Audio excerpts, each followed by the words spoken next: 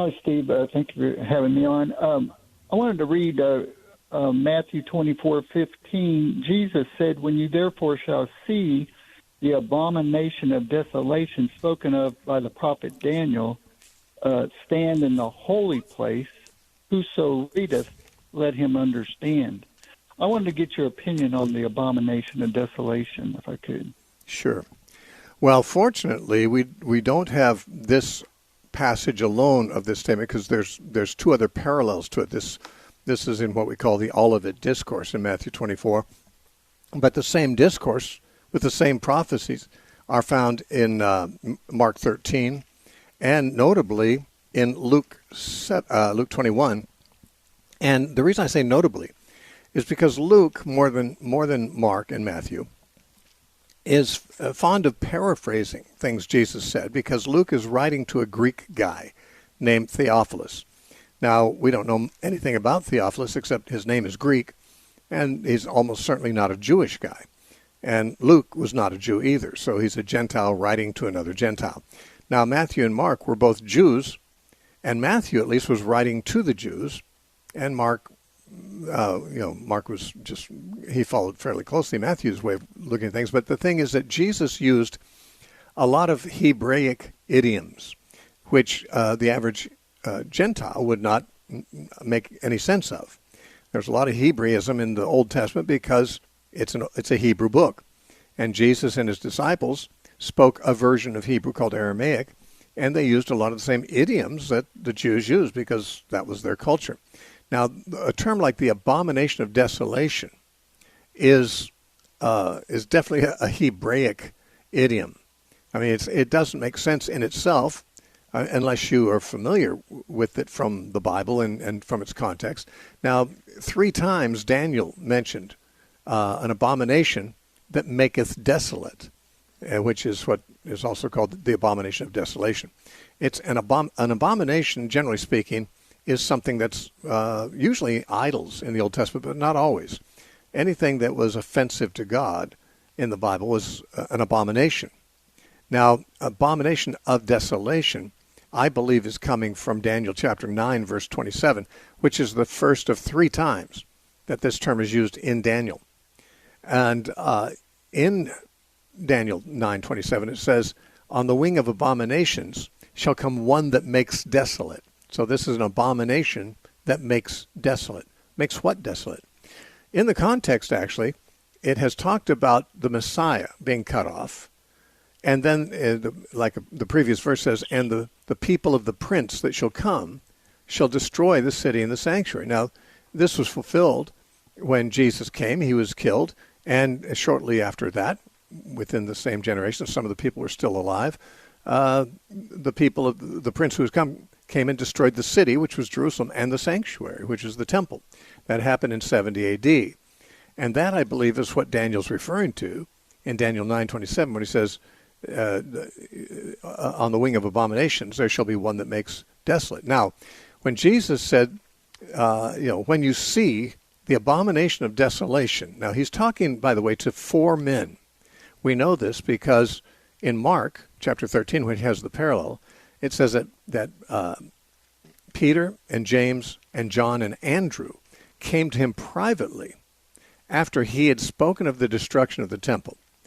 This sermon begins by Jesus predicting that not one stone of the temple, which was standing at that time, not one stone will be left standing on another. It's going to be dismantled completely.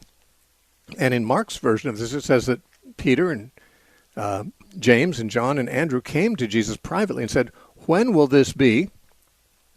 And what sign will there be that this is about to take place, that these things are going to happen?" So Jesus predicted the temple would be destroyed. They were curious. When is that going to happen? Will there be some sign that tells us it's about to happen before it does? And he gives this long talk. Now, in all 3 Gospels, of course, he gives answers to both questions.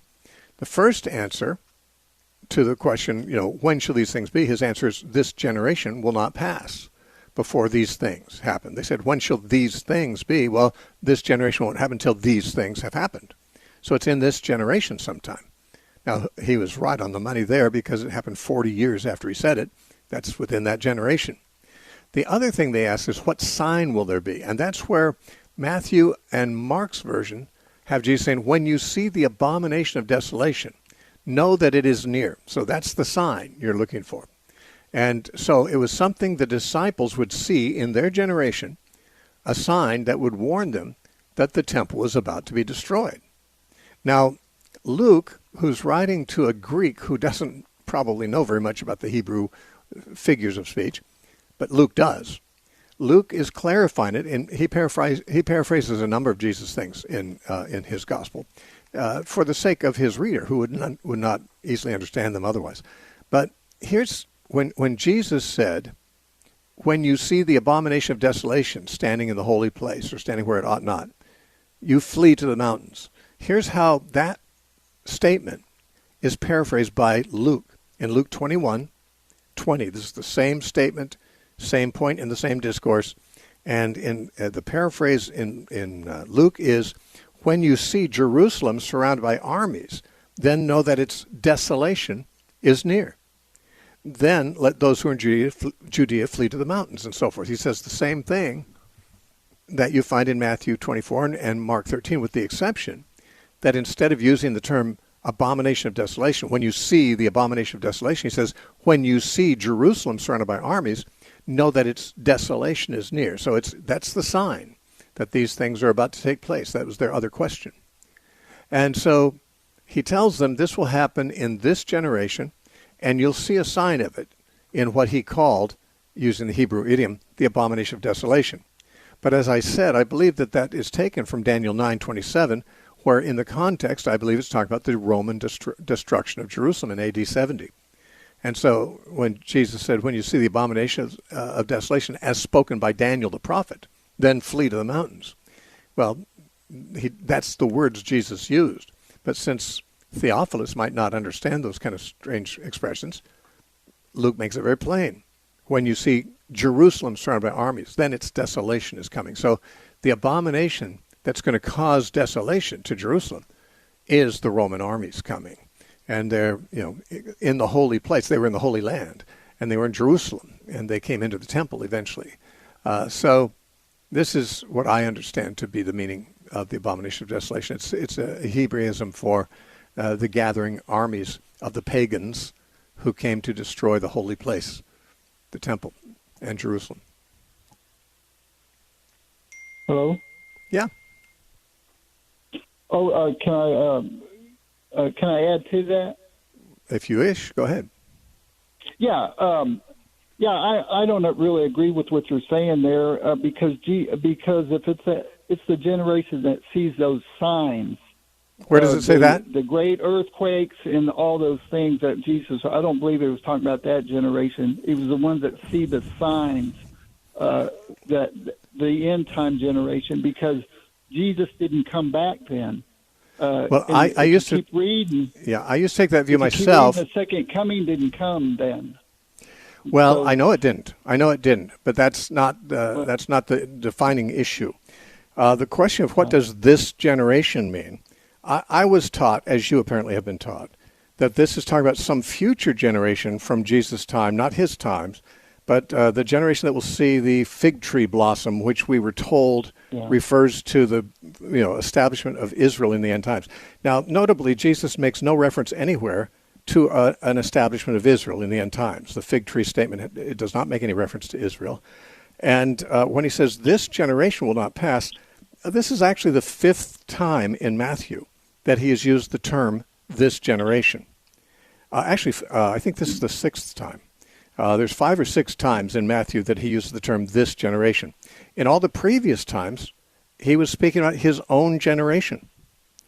And that's what his readers would naturally understand. If I say this generation won't pass, anyone listening to me is going to think I'm talking about this generation instead of, let's say, some other one, which I'd call that generation. If I was talking about some future generation that's going to see something that, in the end of time, it's not this generation, I should refer to it as, that generation will not pass, because it's not this one. So I disagree with you, though I once agreed with you. I mean, in fact, I used to teach what you're saying. The question was, what shall be the sign of the coming and the end of the world? End of That the was the age. question. In the Greek, it's the end of the age. It Yeah. says, well, it's the world in this.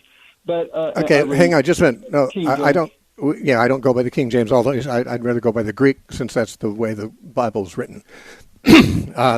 Jesus said, the disciples in Matthew 24:3, they asked these questions: when shall these things be? Which is, of course, the destruction of the temple. And what shall be the sign of? And they say two things: your coming and the end of the aion, age. The King James is the end of the world, but the Greek word is the age. So what's the end of the age? Well, I believe the destruction of the temple was the end of the Jewish age. It was the end of Second Temple Judaism, the whole age that they and all their ancestors had lived in for 1,400 years, a millennium and a half. That age came to an end from the time the temple or the tabernacle was built in the time of Moses, and then the temple by Solomon, and then the end of Temple Judaism. That age came to an end with the destruction of the temple in AD 70, and we can see it ended because it hasn't come back. It's been 2,000 years now, which is longer than the whole period of that age lasted. Now, what about the sign of your coming? Well, there's a good question there. Is he talking about the second coming? Well, certainly the words could mean that in certain contexts, but they don't appear to mean that in this context, because, as I said, both Mark and Luke parallel this, and they read the disciples' question this way: what is the sign of your coming? What is the sign that these things are about to take place? Now, here's the thing. Jesus said, this not one stone is going to be left standing on the temple. They're all going to be thrown down. And they have, in Mark and in Luke, it's two questions. When will these things be? And what sign will there be that these things, the same things, are about to take place? In other words, Mark and Luke's version doesn't even mention his coming. But there's a reason possibly for that, because Matthew is writing to a Jewish audience. There's not a Bible scholar in the world that doubts that, because that's what we're told by the church fathers, that Matthew wrote originally in Aramaic, and he wrote for a Jewish audience, and he's the only gospel writer who did. But Matthew retains, again, the idioms they used. What did they mean by your coming and the end of the age? Well, if we say, well, they meant his second coming, I'm going to have to ask, where did they get any idea there's going to be a second coming? They didn't even know he's going. Since Jesus left, a couple of angels said, well, he's going to come again, and now we know there's going to be a second coming. The disciples didn't know there's going to be a second coming because they didn't know there's going to be a leaving. They thought he was here. They thought the Messiah was here and he's going to set up his kingdom. Even after he rose from the dead, they asked him, will you at this time, restore the kingdom to Israel? They're still thinking he's going to be there.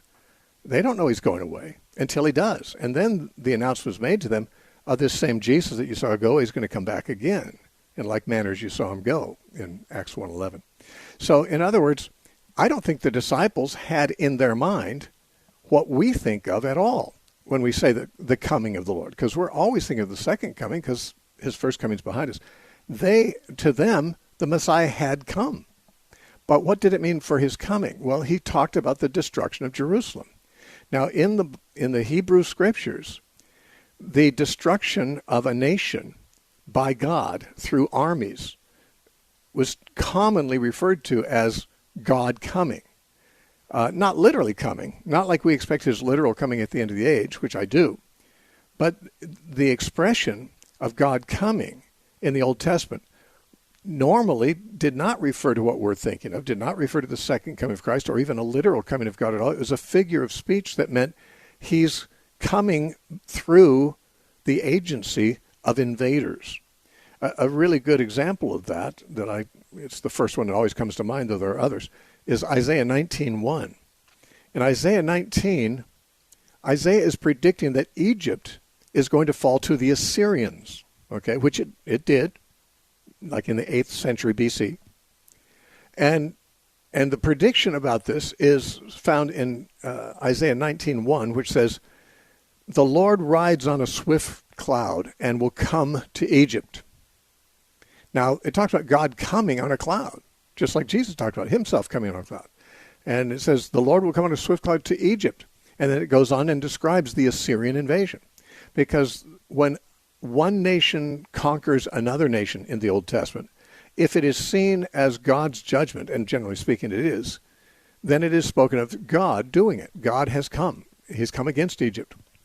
He didn't show up, like we know Jesus will someday, but he came in, by proxy through armies that he sent, that he brought out. So the disciples, I don't know if they'd ever heard any other use of the expression of God coming than in that sense, which is used frequently in the Old Testament. But I'm pretty sure they didn't have any expectation of Christ's second coming, since they would have to know what we know, which they didn't at that point, and that is that he went away. They didn't know he was going away, and they didn't know there'd need to be another coming. So, you're right. Matthew reads their question to say, what shall be the sign of your coming and of the end of the age? But in my opinion, they probably mean your coming in judgment through the armies of Rome to destroy the temple, which you just predicted. Now, the reason I think that's got a lot of strength to it is because when Mark and Luke both paraphrase what the disciples say, they take that last sentence, what will be the sign of your coming in the end of the age, they render it, what shall be the sign that these things, which is the destruction of the temple, are about to take place. So if you read Mark and Luke, and for some reason didn't have Matthew, you would recognize that Jesus predicted the destruction of the temple, and the disciples asked two things about it. When will it be, and what sign will there be that it's about to take place? Matthew tells us that the actual words they used, using the Jewish idioms, were, when will these things be, and what shall be the sign of your coming, which apparently means your judgment upon Jerusalem in this context, and of the end of the age, the temple age. The destruction of the temple would end the Second Temple Judaism age. And they knew the new covenant was coming through Christ, and so they just saw that'd be the end of the old. And I don't think they were wrong. But I can appreciate the fact that that's difficult for you to see that way, because it wasn't like the easiest thing in the world for me to see it.